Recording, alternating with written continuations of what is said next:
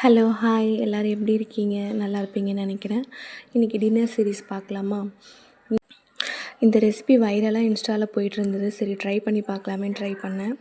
Onion, பச்சை மிளகா, வேர்க்கடலை, அப்புறம் கொஞ்சம் உப்பு, மல்லித்தூள், கரம் மசாலா, கொஞ்சம் சாட் மசாலா போட்டிருக்கேன்.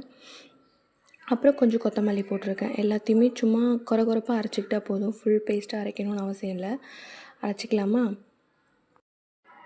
அப்புறம் ஒரு கடாயில் எண்ணெய் வச்சு அந்த கோஸாக அரைச்சிருக்கோம்ல, அது எல்லாத்தையுமே அதில் ஆட் பண்ணிக்கணும். கொஞ்சம் நல்லா வதக்கிக்கணும். உங்களுக்கு உப்பு வேணும்னா கூட கொஞ்சம் எக்ஸ்ட்ரா போட்டுக்கலாம். எனக்கு உப்பு அது கரெக்டாக இருந்த மாதிரி இருந்தது. ஸோ அதனால் நான் அப்படியே விட்டுட்டேன். ஆனால் இன்ஸ்டாவில் பார்க்கும்போது ஆக்சுவலாக எண்ணெயை தாளித்து அதிலே கொட்டிட்டு திரும்பவும் வச்சு தான் வதக்குனாங்க. ஆனால் நான் டேரெக்டாகவே அப்படியே பண்ணுறேன். நல்லா தான் இருந்தது. ஆனியன் சட்னி மாதிரி தான், ஆனியன் கார்லிக் சட்னி தான் இருந்தது. ரொம்ப டிஃப்ரெண்ட் டேஸ்ட் எனக்கு எதுவும் தெரியல. நார்மலாக இருந்தது. ஆனால் நல்லா இருந்தது.